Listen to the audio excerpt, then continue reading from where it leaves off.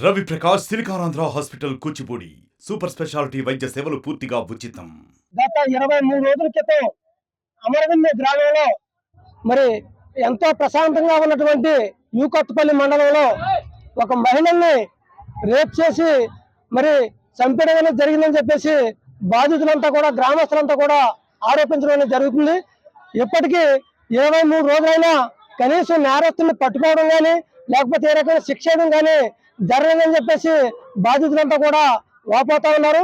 ముఖ్యంగా యువతులు కానీ ఏదైతే ఆ మహిళతో అక్రమంగా మరి అక్రమ సంబంధం పెట్టుకుని ఈ సెక్స్ వీడియోలు ఉన్నాయో ఆ వీడియోలు అన్నిటిని కూడా మరి యువతకి ఫార్వర్డ్ చేయడం మూలంగా యువత సమాజం కూడా ఈ రోజు చెడుదారి పట్టే పరిస్థితులు ఏర్పడతాయి. కాబట్టి ఆ గ్రామ మహిళ అంతా కూడా ఆ గ్రామ మహిళలే కాకుండా ఇరుగు పొరుగు వారు కూడా ఈ రోజు ఆయన్ని శిక్షించాలని చెప్పేసి కోరుతా ఉన్నారు.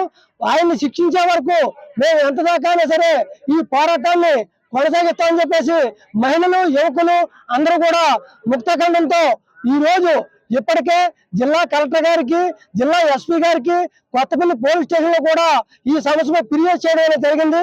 ఈ రోజు కూడా ఏ రకమైన పరిష్కారం లభించకపోవడంతో వాళ్ళంతా తీవ్ర ఆవేదన చెంది ఈ రోజు ఏదైతే ఈ హైవే రోడ్డు ఉందో ఈ రోడ్డుని దిగ్బంధించడం జరిగింది. మరి ప్రభుత్వ అధికారులు కానివ్వండి పోలీసు వారు కానివ్వండి మాకు న్యాయం చేసే వరకు మేము ఈ పోరాటాన్ని విడవని చెప్పేసి వాళ్ళంతా కూడా కోరుతా ఉన్నారు. కాబట్టి ఇది ఒక అమరవీరులకే సంబంధించిన విషయం కాదు. ఇటువంటి వీడియోలు ఇటువంటి సెక్స్ వీడియోలు అసలు యువత ఉద్యోగాలు లేక నిర్వీర్యమైపోతున్న పరిస్థితుల్లో ఇటువంటి సెక్స్ వీడియోల వల్ల సమాజం ఏ రకంగా దారితీస్తుందని కూడా మనం అంతా ఒకసారి ఆలోచించాలి. మరి దిశ లాంటి పోలీసు చట్టాలున్నా మహిళా చట్టాలున్నా మరి న్యాయ వ్యవస్థ ఉన్నా వీళ్ళంతా కూడా మరి మాకు తగిన న్యాయం చేయాలని చెప్పేసి వీళ్ళంతా కూడా కోరుతా ఉన్నారు.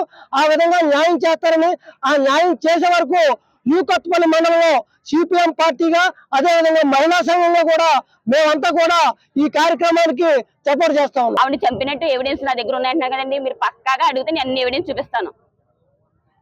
అది మీడియం ఉండే పెడతాను అన్ని ఎవిడెన్స్ కూడా. నేను ఆవిడ చంపడం మాట్లాడడం వెళ్ళడం చూడడం అన్ని ఎవిడెన్స్ ఉన్నాయండి.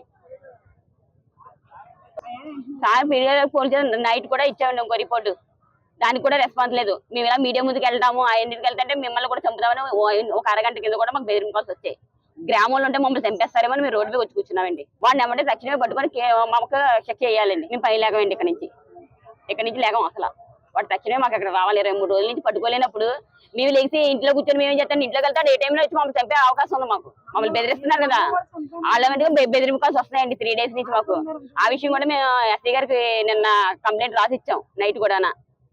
ఆ పిల్లకి ఎవరు సపోర్ట్ చేస్తే వాళ్ళ ఫ్యామిలీని లేపేస్తాడంటండి.